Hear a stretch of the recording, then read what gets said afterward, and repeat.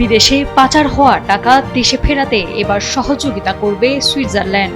এতে বিদেশি পাচার হওয়া অর্থ ফেরত আনা সহজ হবে বলে জানিয়েছেন স্বরাষ্ট্রমন্ত্রী সালাউদ্দিন আহমদ। এ লক্ষ্যে দুই দেশের মধ্যে আর্থিক তথ্য বিনিময়, তদন্ত সহযোগিতা এবং আইনি সহায়তা জোরদারের উদ্যোগ নেওয়া হয়েছে।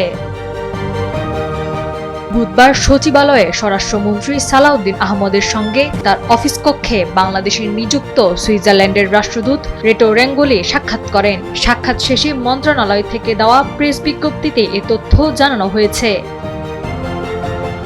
বৈঠকে পাচার হওয়া টাকা নিয়ে আলোচনার পাশাপাশি পুলিশ বাহিনীর সংস্কার ও সক্ষমতা বৃদ্ধি করতে সুইজারল্যান্ডের পক্ষ থেকে কারিগরি ও কৌশলগত সহযোগিতার আশ্বাস পেয়েছে বাংলাদেশ। স্বরাষ্ট্রমন্ত্রী বলেন, মানি লন্ডারিং এর মাধ্যমে পাচার হওয়া অর্থ ফেরত আনা এবং সামগ্রিক সংস্কার খাতে সুইজারল্যান্ড তাদের সহযোগিতা জোরদার করবে।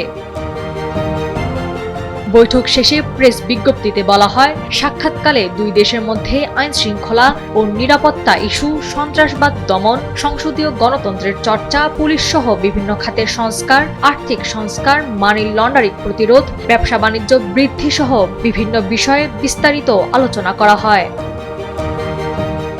নাওয়ার সালসাবিল দুরদানা, সময়ের আলো।